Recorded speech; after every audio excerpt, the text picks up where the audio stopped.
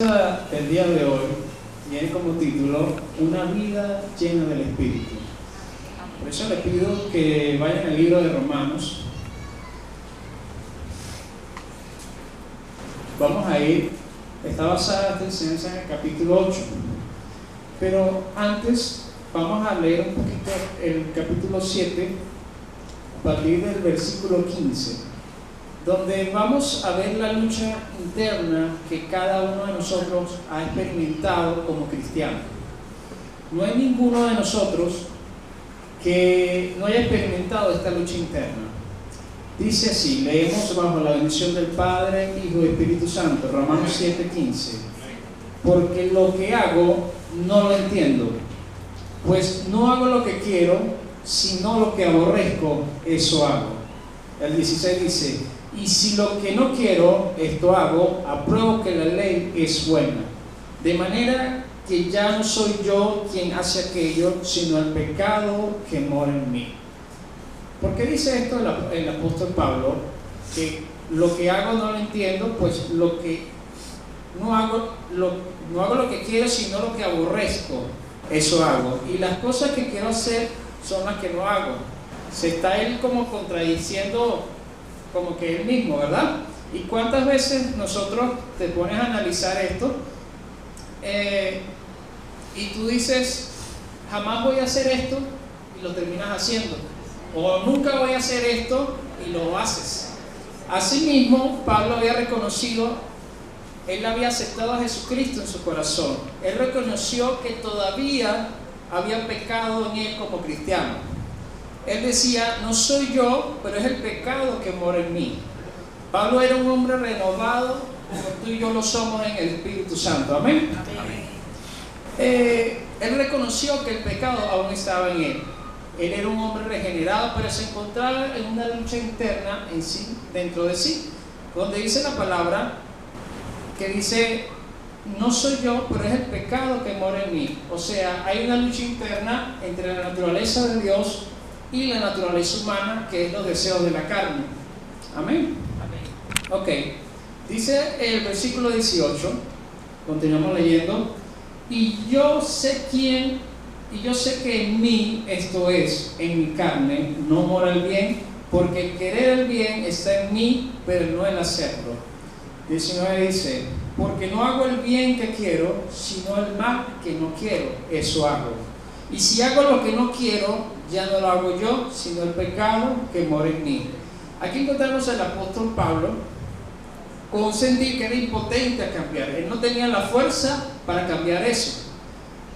¿Qué quiere decir Pablo con esto? O sea, yo quiero hacer el bien, pero no encuentro el poder, no encuentro la voluntad para hacerlo.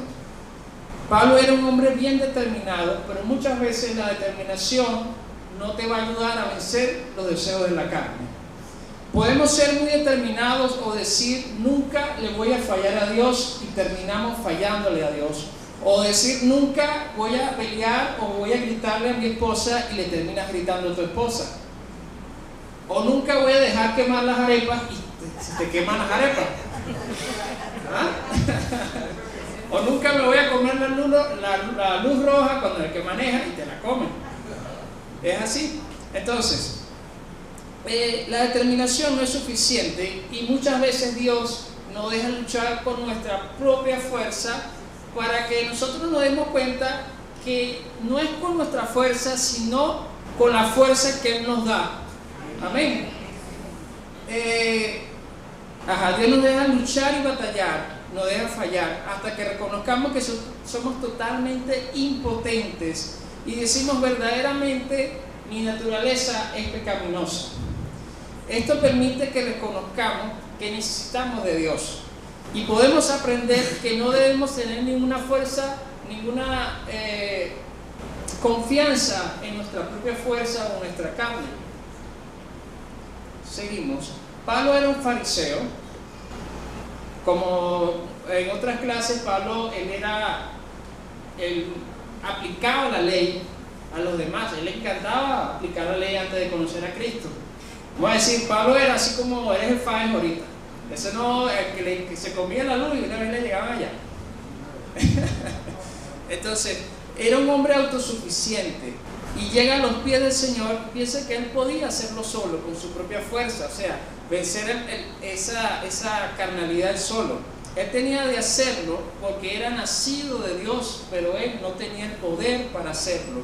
Y muchos nos podemos identificar con esto, y muchos terminan como Pablo, ¿sí? Luchan con su carne, ellos con su propia fuerza y no pueden. Ok, el 21 dice, versículo 21, así que queriendo yo hacer el bien, hallo esta ley, que el mal está en mí, porque según el hombre interior me deleito en la ley de Dios, pero veo otra ley en mis miembros que se rebela contra la ley de mi mente y que me lleva cautivo a la ley del pecado que está en mis miembros. Miserable de mí, ¿quién me librará de este cuerpo de muerte? Pablo terminó esta serie de preguntas e investigaciones sobre la ley del pecado, el deseo, y no encontró el poder para poder vencer esto. Y terminó diciendo en el versículo 24, miserable de mí, ¿quién me librará? Aquí vemos que Pablo se consideraba un hombre miserable. ¿Por qué se consideraba miserable Pablo? Pablo ya había recibido a Cristo en su corazón y recibió la nueva naturaleza de Dios. Y tenía el deseo de amar a Dios. Por cuanto todos somos nacidos de Dios, tenemos el deseo de agradar y de glorificar a Dios. Amén. ¿Es así? ¿Y cómo amamos a Dios? ¿Cómo nos sentimos cuando fallamos y volvemos a fallar y recaemos en la misma falla? Cuando tú no tienes el Espíritu de Dios, en caso del inconverso, el que no conoce a Dios, usted peca y peca y usted no le da ni poquito, ¿verdad? Es como, pues es mentira que cuando al que le gusta fumar agarra un cigarro, se deleita fumándose su cigarro. Dicen ellos que es sabroso, porque es lo que le pide la carne, es lo que le pide su cuerpo. O el que bebe licor se deleita tomándose eso, y como no tiene el Espíritu de Dios, o sea, no causa ningún efecto, no se siente culpable ni nada. En cambio, cuando tenemos el Espíritu de Dios es diferente. Si usted llega a fallar, sea de repente que fumó, bebió, cayó en adulterio, fornicación, inmediatamente hay un sentimiento en tu espíritu que te dice, estás fallando de Dios. Sentimos remordimiento, la conciencia no te deja tranquilo porque sabes que fallaste. Ok, por eso Pablo terminó diciendo que era un hombre miserable. Y muchas veces nos pasamos por esto. Por ejemplo, muchas veces queremos agradar a Dios, pero fallamos a cada rato. Con nuestros pensamientos, con nuestra manera de comportarnos, con nuestra manera de hablar, con la manera que usted anda a su alrededor. Usted a veces sin querer, porque esta carne siempre va a jalar hacia el mundo, usted falla.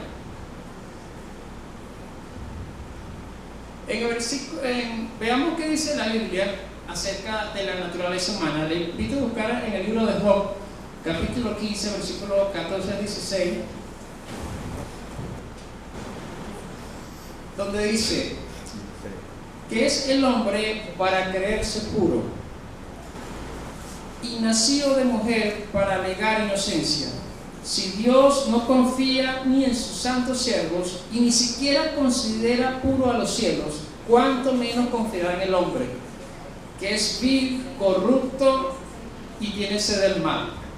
Aquí describe Dios en la naturaleza humana, cómo es el hombre. En Romanos 3, 10 al 18 dice así: así está escrito, no hay un solo justo, ni siquiera uno. No hay nadie quien entienda, nadie que busque a Dios. Todos se han descarriado, aún se han corrompido. No hay nadie que haga lo bueno, no hay uno solo. Y si lo vemos en nuestra rutina, el que hace lo bueno de repente lo hace para que los demás lo elogien, para él van a gloriarse, no lo hace de gratis. Su garganta es un sepulcro abierto, su lengua profiere engaños, veneno de víbora hay en sus labios, llena su boca de maldiciones y de amargura. Veloces son sus pies para ir a derramar sangre, dejan ruina y miseria en sus caminos, y no conocen la senda de la paz, no hay temor de Dios delante de sus ojos. O sea, son lo que vemos diario en el mundo.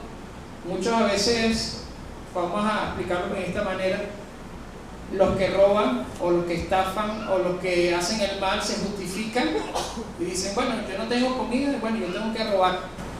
Eso no es malo. Si es malo delante de Dios, porque las normas te dicen no robarás. Si es malo y puedes ir a la condenación eterna por eso. Entonces Pablo reconoció que necesitaba una ayuda externa. Es muy bueno porque al final dice, ¿quién me librará de este cuerpo de muerte? O sea, él estaba clamando porque él sentía que con su fuerza no podía. Pablo reconoció que necesitaba esta ayuda externa porque ya no tenía fuerza, no tenía la habilidad. Dijo, yo soy impotente, miserable. Y Pablo comenzó a decir, ¿quién me puede ayudar? ¿Y a quién le estaba clamando? Él estaba clamando a Dios. ¿Quién es el que nos da la fuerza cuando necesitamos auxilio? Es Dios. Amén. Y Él nos deja a veces gastar toda nuestra energía, toda nuestra fuerza para llegar a la conclusión que yo no puedo solo, que usted no puede solo, y con esto comenzamos a clamar a Dios y a buscar de Él, porque verdad necesitamos de Él, porque con nuestra propia fuerza usted no va a llegar a ningún lado. Uno puede pensar que la vida cristiana es una vida miserable. ¿Por qué lo digo? Porque constantemente hay una lucha contra los deseos de la carne. Toda la vida usted va a tener esa lucha contra los deseos de la carne. Mientras que estemos en este cuerpo, usted siempre va a tener esa lucha. Pero esto no termina ahí. Pablo fue más allá. Él quería experimentar la vida del poder del Espíritu Santo. Él aquí hace una pausa como ¿quién va a ayudarme? Él está explicando su experiencia.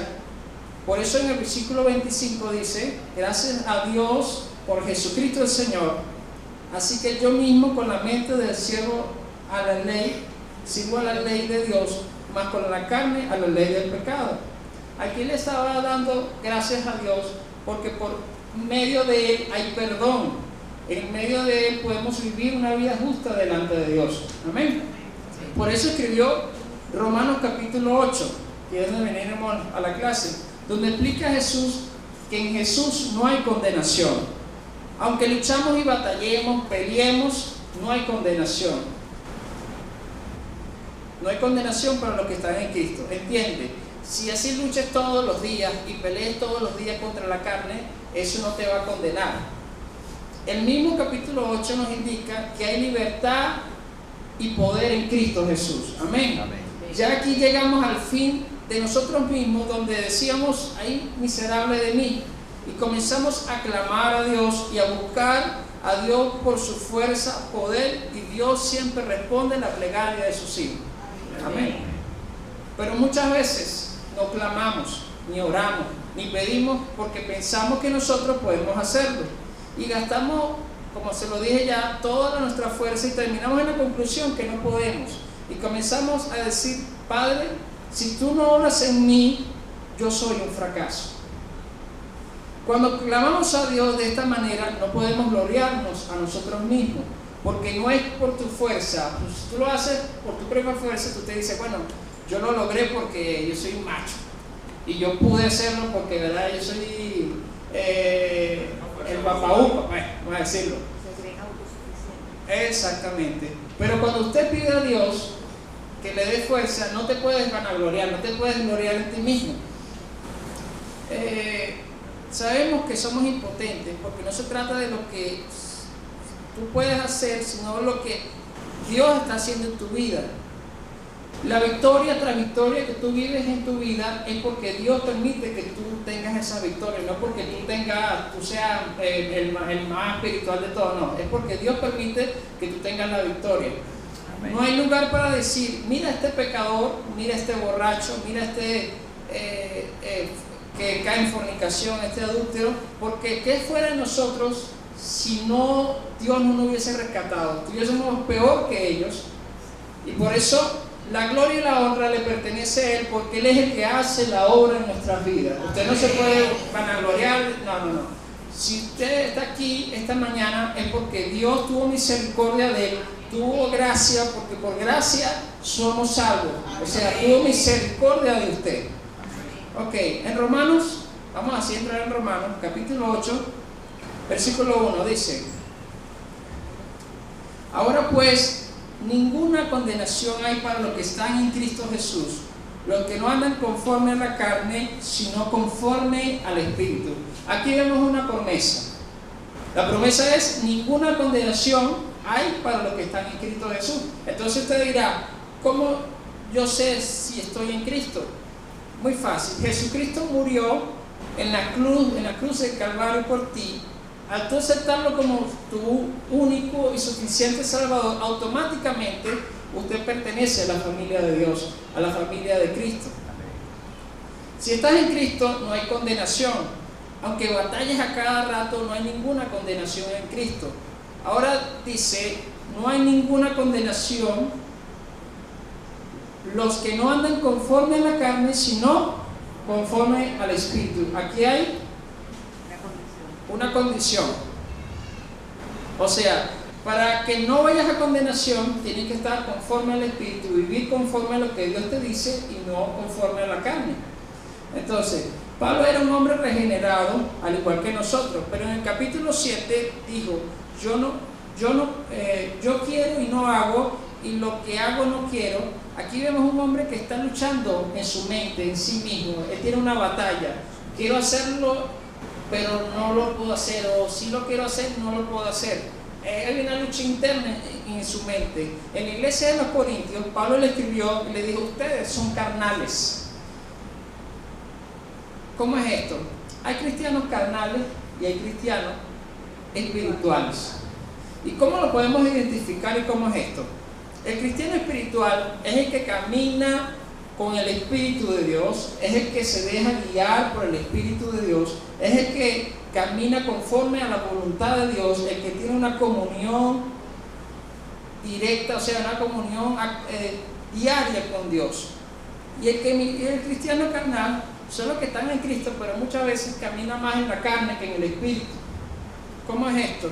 Son los tipos de creyentes que un día son salvos y al otro día no, porque al otro día meten la pata. Al otro día caen en pecado, o al otro día llegan y se equivocan, porque estamos en un cuerpo y nos podemos equivocar. No somos para jugar a nadie.